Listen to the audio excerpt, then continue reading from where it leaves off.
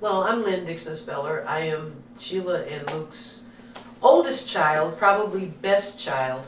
Oh, boy. I was the first, born in California when my father was in medical school, but they were my parents.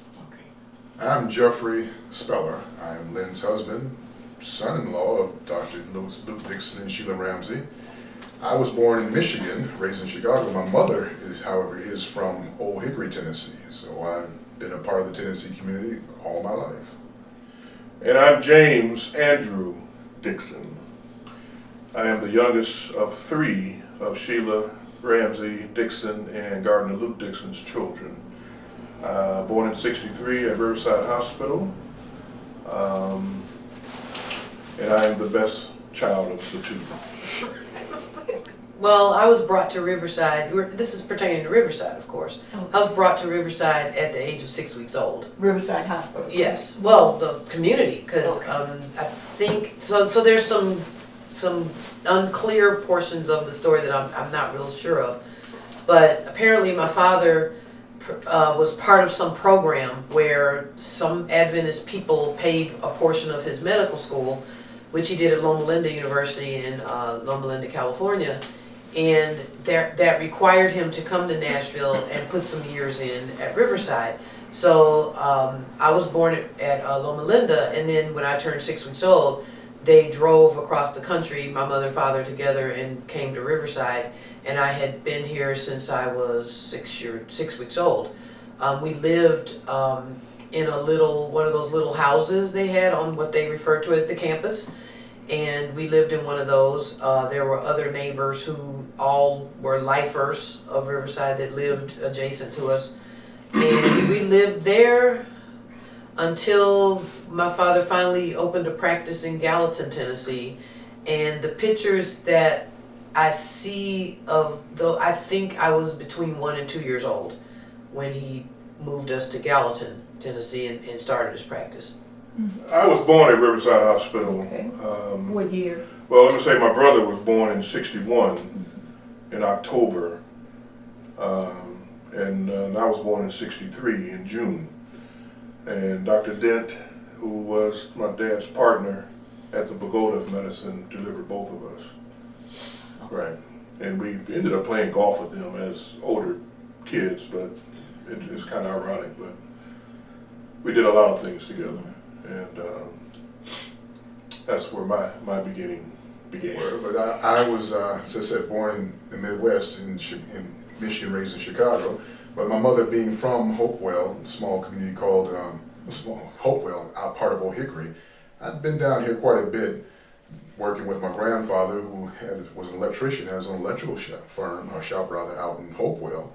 So I've been down here quite a bit. I knew of Nashville, knew of the region. And my mother went to Tennessee State in Meharry. When she lived in Chicago. I'm one of 11 children. And 8 of us went to Tennessee State. Me and some of my brothers and sisters, and the other 3 went to Alabama A&M. While at Tennessee State, I met Lynn during one of my summer internships. And that's when 1981 was my entry into the Riverside community, in the Adventist community. And Lynn and I got married a year later, in 1982, with Shirley. You were there, singing and playing for our wedding. Thank you very much. You're welcome. And became part of the community. Played basketball with Lewis and Andy and Bloat and so many others. And it was a very welcoming community for me. That was Riverside's team, yeah. Yeah, it was Riverside's team. And I became part of the family, and going to church and going dinner at different folks' houses and going out to dinner. It was quite an introduction and quite welcoming for me. And it's something that is a part of who I am, and as much as I guess I'm a part of what the Riverside community was and grew into. During the careers of your parents, I would imagine being on the campus of Riverside, did you do any work? Lynn, I remember meeting you at Riverside in the emergency room. Well, that was the first time I got fired, but ever.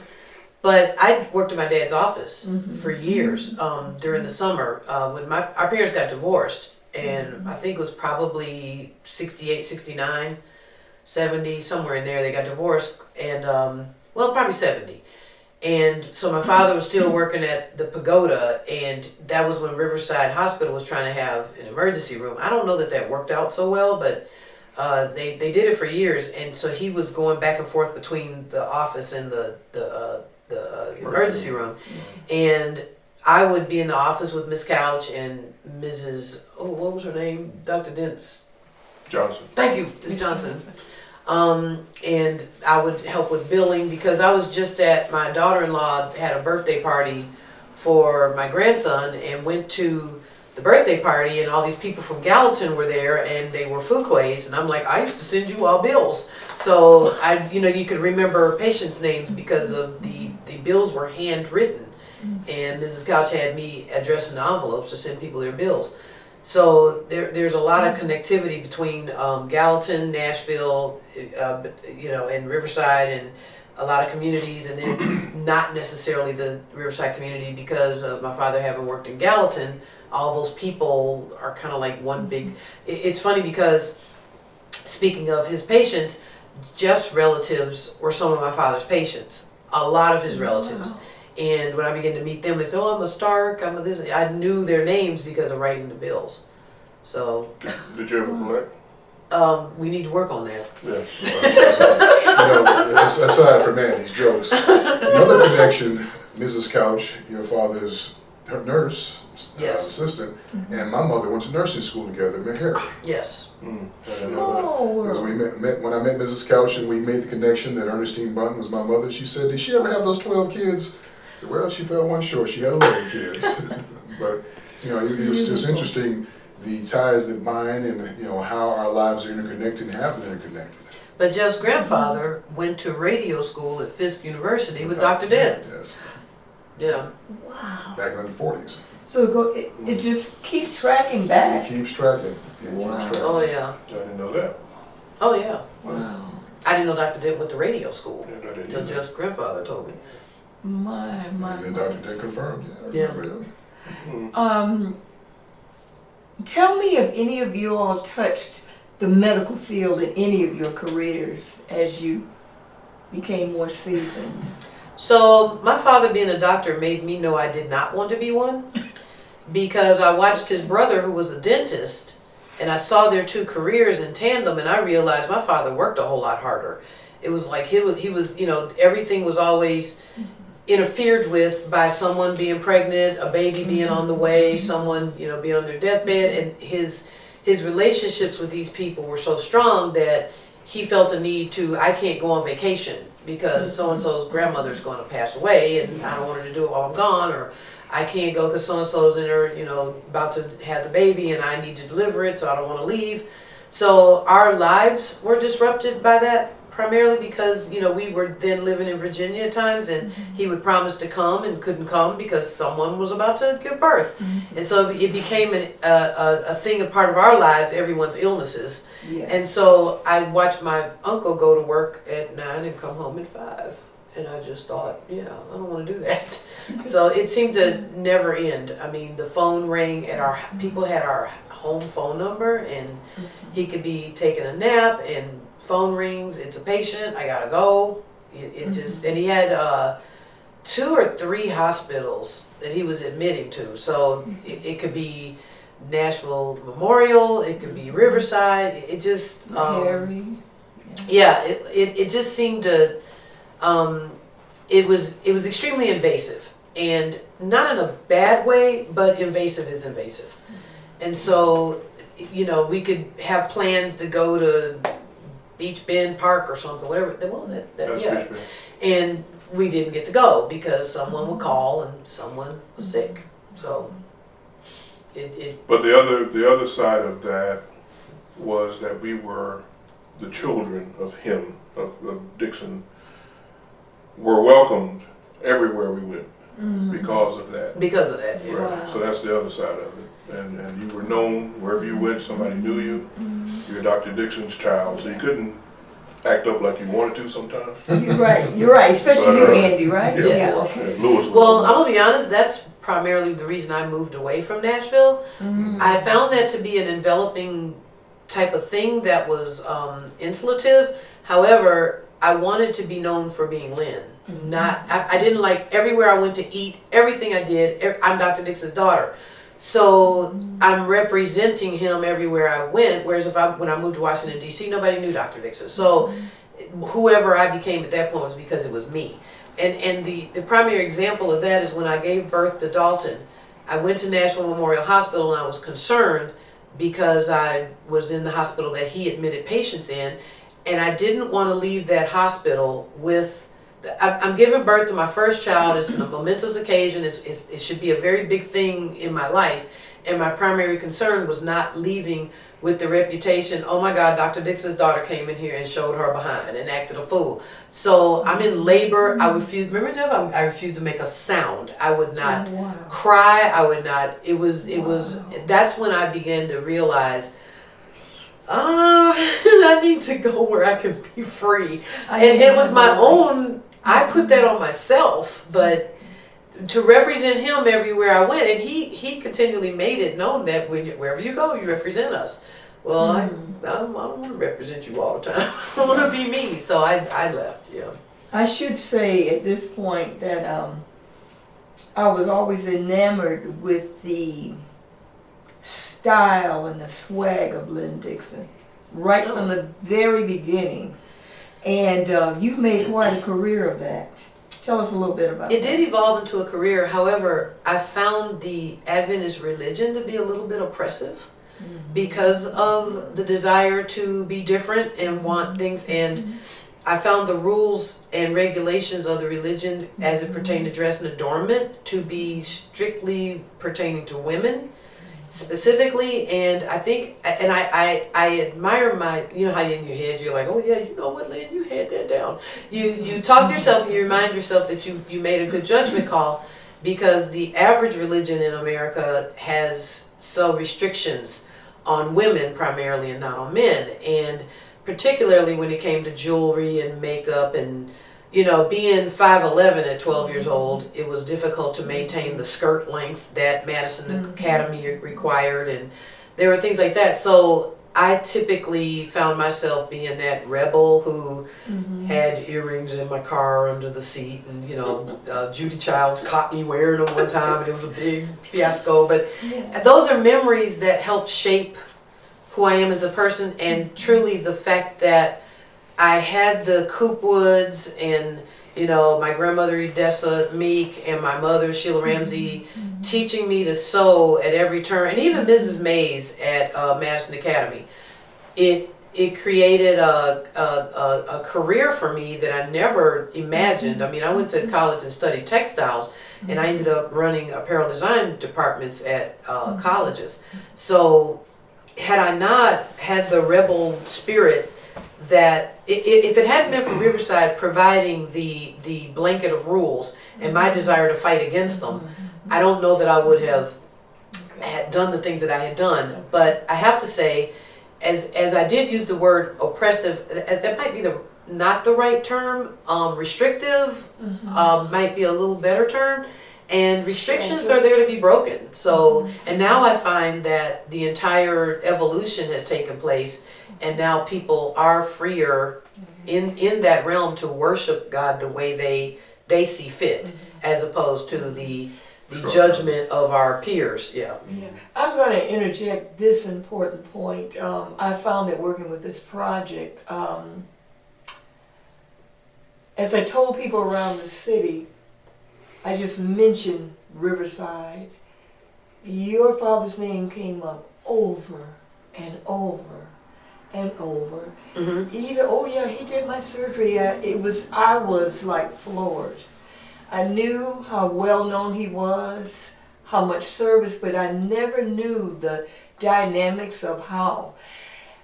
Also, I've learned a lot about Sheila Ramsey and her influences as a mother, and her career. My mouth has dropped to the floor. It's been exciting learning. She was my friend, and it's been so exciting to learn about her. Tell us a little bit about her. She was a rebel too, and I think in other words, the Riverside atmosphere and the the whole bubble of it that we lived within had strings attached that you can't shake. You know, for instance, I don't and cannot eat pork to this day. I mean, it is the most repulsive thing that a person can do, in my opinion. But, you know, I live in a world where everybody does that, and I can't, that's not something I can shake. I can't, as a matter of fact, Jeff has joined me in that. It's like, so these are the things that my mother, she had the, was it Hexa? But, Yes. but she also could not move on. She actually could not move on. So she had the spirit of, she's the one that raised us in that religion and in the environment, but yet she had her issues with it, but yet she could never walk away. Yeah. So she probably created that dichotomy in me and my brothers where we're in the environment all the time, regardless as to how we feel about certain things, Right. and you cannot. It's in your head. You're tethered to it. Mm-hmm. You can never turn around. But my father, the thing that I noticed about him, which may have created the reputation throughout Nashville, was I think he was willing to go places that other people at Riverside were not willing to go, and he worked with people that other people may have not been willing to work with. And because of religious, things, and he went out into the world. And I've always felt that when you're shining a light, it's easier to see it in the dark. And he was the type that shined the light in the dark, whereas a lot of people shine the light in the light. You all have become super parents in each of your rights. Tell us a little bit about your family, Andy, and your children, and etc. Well, my family, well, number one is I'm a child of a divorced family. My parents divorced when I was about 6 or 7. And that was the last thing I wanted to do with my own family, is to not be around my children. But divorce did come into the picture probably 6 or 7 years into marriage. And it separated me from my kids. So I'm one who support my children. I'm going to go and be a part of whatever they're a part of. And that's, and I take that because my dad was so busy all the time, or so he said he was so busy all the time. I don't know the whole truth. That he wouldn't show up to certain things, be it that he's doing surgery, be it that he's seeing somebody, whatever. It didn't matter. To a child, you show up. And so I made it a point to be at basketball games, recitals, just go sit in with the class even. And may I mention that was long distance. It's 500 miles Yeah, between me and them. That's quite commendable. And I do it all the time. I used to go get them every other weekend. So for years I've done that. And to this, matter of fact, I'm leaving this weekend to go for something my daughter's doing. So that's important to me. And family, I have to say it again, I think I mentioned it before, being that we were children of divorce and being that our father was pulled by several different directions all the time, the Riverside community pulled us in. That was our family, extended family. There was not a day that we couldn't walk in anybody's house on Young's Lane or Nocturne Drive. or Whites Creek Pike, over by the Moores and the Josephs and the Dudleys. If you needed something, you knock on the door and they will pull you in and feed you. They would bathe you. Wow. They would let you sleep. They would do whatever you needed because of the Riverside community. And I couldn't imagine not being around that type of community. So it was a lot of love given. I mean, there was other issues too, but overall there was a lot of love given from the community. Well, to piggyback on that, I think being a child of divorce in a community where not many people got divorced, we were kind of renegades on that as well. But we negotiated it. It wasn't always easy, but the community, because I ended up living with my father way before Lewis and Andy did. So I came back here to Nashville. It's interesting because children seek structure, and my father provided a more structured environment with my grandparents still living with him. So with that in mind, I had about 4 women in the community that I referred to as mom. And it infuriated my mother, but it was Mrs. Lyford. I referred to her as mom. I considered Mrs. Coopwood to be my mom. Miss Couch. Miss Couch, I called her mom, and my mom would actually have something to say about it, but I didn't care. She was operating as my mother at times. When I got in trouble, I called Mrs. Couch. When Mrs. Lyford taught me how to prepare things like greens, and you had to put the green pepper in there, or it doesn't taste the same. And she taught me that. And Mrs. Coopwood, I spent every weekend at the Coopwood's house. I walked in on Friday and I was expected to do Sabbath chores. So I had a chore in their house to do. So I have to say, and referring with, all of us were children of divorce, but I was able to survive divorce and come out prepared for marriage. And I think I've been married 36 years, but I think it was because of that environment of people who brought us in and became pseudo parents, so that my environment wasn't 100% as a child of divorce, because I had houses to go to where everybody was still married and demonstrated what marriage could and should look like. So especially the Lightfords and the Coopwoods. Especially and the Josephs, I didn't spend as much time down there because their children were significantly younger than I was, but I just remember seeing them all the time and feeling like I belonged, and I ended up living in Chicago near them and just picked up where we left off. And then there was Judy Childs. I have to speak about her because she lived down at Haynes Gardens, and Haynes Gardens had a lot of Sam Turner and Sharon. There was a lot of little pockets of, now I've morphed over into Hillcrest people, but they provided, that was a 2-mile area where you could find home anywhere you went. Well, Hillcrest was a part of home too. So. Well, it was, yeah. It was. One story I would like to tell is Jeff and I got married at Hillcrest, but I was a Riverside person, lifer, die for Riverside. I would not attend church at Hillcrest. It always had to be Riverside. Riverside was more cozy and comfortable to me. But why did I get married at Hillcrest? Nobody knows why I got married at Hillcrest, but there is a reason. Elder Butler, when they were building Hillcrest, for some reason Elder Butler took a bunch of us little kids over there. I don't know why. I was probably 10, 11 years old. You're talking about Elder, the older brother? Yeah. Not Elder Xavier brother. It was our minister at Riverside took a bunch of us kids over to Hillcrest. While it had no windows, it had no carpet, it was cement slab.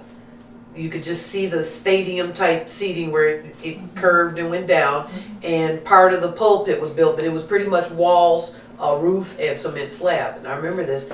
And he said, as we stood at the top looking down at the pulpit or altar, whatever, he said, one day, he called me Little Lynn. He said, one day I'm going to walk you down this, I'm going to stand there, you're going to stand up here, you're going to walk down the aisle, and I'm going to marry you to your husband. I was like, oh my God, that's so sweet. And then I just never forgot that, and I was determined that that was the aisle I was going to walk down, even though he wasn't in a position to do the part he said. Charlie Joe did it, but that's why I got married at Hillcrest and not Riverside. Okay. Just keeping that going. In the last 10 or 15 minutes that we have, I want you to hone in on whatever it is that you, other than what you've given us, that you want people to remember about the legacies that have been left for the years to come. GL and Sheila were, thank God, were able to live long enough to see the fruits of their labor. As a friend, I'm quite proud. I feel like I got a part of this, but I'm happy about where your lives are. Love you all. So just give us a closing fact that you want there. I'll say this. As a young man, a boy, growing up in Riverside, you didn't have to look far to see a hero or a shero. There you go. There were successful people everywhere on the campus of Riverside. You didn't have to You didn't have to look on TV, you didn't have to look at a program or read the news. You had it all right there in front of you. And my father was a hero. Yes. My mother was a hero. Dr. Dent, these people had airplanes, they flew places, they were successful surgeons. We're very, very well respected in the community. And when you say community, Riverside's community was a nurturing community. They nurtured us in ways I didn't think I would ever get anywhere else other than Riverside. I'm sure churches have their own little stories, but Riverside was a real community. Well, it was a compound. Well, it wasn't a cult, but It was a compound. a little different. So I never heard it referred to as a compound until I went to Switzerland and spent some time with Veronica, and we were like, "Oh my God, we grew up on a compound." But when I You say, tell her last name. oh, Veronica Lichty, Simons. Simon. But Veronica and I go to Europe, and I'm hooking up with somebody from Riverside, and we're hanging out in her house and spending nights talking about, Jeff would go to bed, and it was like me and Veronica would stay up all night talking about Riverside and the swimming pool and the store and the school. Gas And station. we spent, even when we moved I on didn't know about Lytton, that. we spent 7 days a week driving back over there to, To be on the compound. to be on the, okay, I'm I'm sorry. no, to be, I mean, literally think, you lived your entire everyday school, church, Pathfinders, Everything. the store, the food, we ate at the Adventist, the cafeteria was our kitchen. And I'm gonna say this, when the cafeteria closed, I got a whole set of dishes. Still got my dishes, because it's the memory and the nostalgia of it all. Kept those plates with the green line going around them, and the mugs and the plates, because it was You a still memory. have them? Oh yeah, Wow. it's a memory. But I had to. One of the most formative memories I have is when that man hit the tree and caught on fire and burned up The infamous right there in curve. front of our Right. eyes. I We were was sitting all right there. little children. Where It was was Where Sabbath curved? afternoon, That sharp where the sharp right curve of Yeah. Young's Lane. That's probably one of the strongest memories that I can't shake, was that man hitting the tree. Now, what's significant about that was not that we watched a man burn to death. I mean, that was significant in itself, and the fact that we had a skating party that night. We went and skated after that, but I remember they were Caucasians, and they did not want to be treated in that nigger hospital. And they were the relatives of the guy that had burned up and the girl that was in the truck that got thrown out were screaming and yelling in the front lawn of Riverside Hospital because I mean, you get burned in the parking lot of a hospital, they're gonna carry you into the hospital. I mean, and they were more. And I remember my mother being down in the ditch with the woman whose son it was that had gotten killed, calming her down and making her understand that these people were qualified. So the racism of the time, of what I would consider a slightly underclass, because of where the location of Riverside was, to have the audacity, after we've been brought up around so much excellence. And like Andy said, and you call them heroes, I call them normal. My normal orientation of what is expected in one's life came from Riverside. And it was not exceptional, it was normal. You go to college, you become this, and you do that. And these are your goals and your values and all these things. And for this woman who's in the midst of one of the biggest tragedies of her life to try to stir that up for me, that we were lesser than, although you are standing in the parking lot of our hospital, and yes, we have a hospital. So it was a experience that created the idea that with all of this in our bubble, what we consider to be normal, the world saw as outrageous. And so that was the day I started thinking, wow, what did she say? But I felt sorry for her too at the same time. And what was most interesting, the backgrounds of all the people at Riverside, they were, instead of being upset and angry at this woman, they were trying to comfort her and make her feel better and calm down. Because you know what? Your people are in the hospital. They're being treated. This isn't going to change. So they came to her side to try to make her feel better about us, who we knew were the best there could be, helping her people. You know, to take that a little further, to talk about just that incident, because that just brings to mind when I think about Riverside. As I mentioned, I came into the Riverside community as a young adult, 21 years old, you know, coming as Lynn's fiance and husband. We've been married 36 years. But there's an openness in what she said, an openness in love. I felt that coming into the community. I felt that acceptance, that pulling in, that I'm just as much, you know, I don't have the history they talk about, but I come from a family, again, of excellence, similar to what they were raised with. My mother went to Meharry in Tennessee State. My father went to Western Michigan, University of Chicago.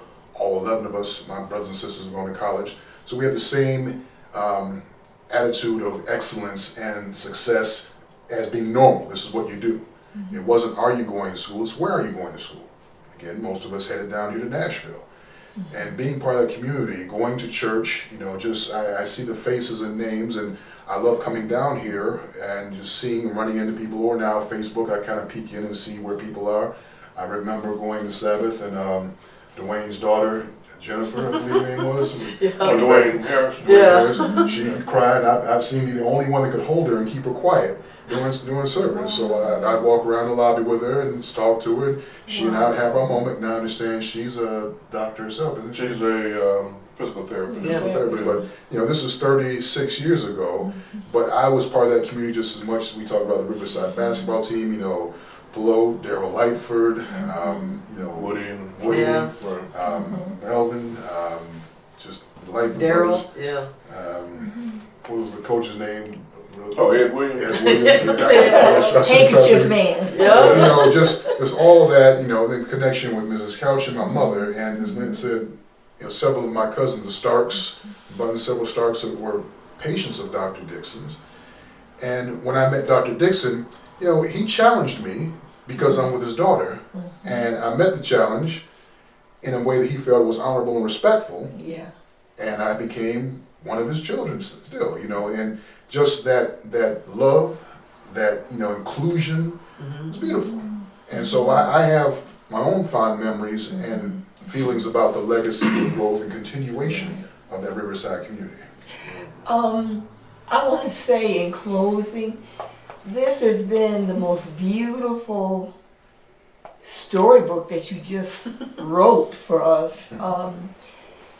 Coming in August, as soon as we know the date, a marker will be unveiled on the property. We're excited about that. Wow. We want you to be here to celebrate and wear your name plaques for that marker, because you certainly are a part of it. This has been absolutely beautiful, and I want to thank you for your time and your efforts and your love, and most of all, you're living what you're talking about. Thank you so much. Ashe and amen. Thank you. All right. Thank you, Brother Hubbard. And Michael. Thank you, Michael.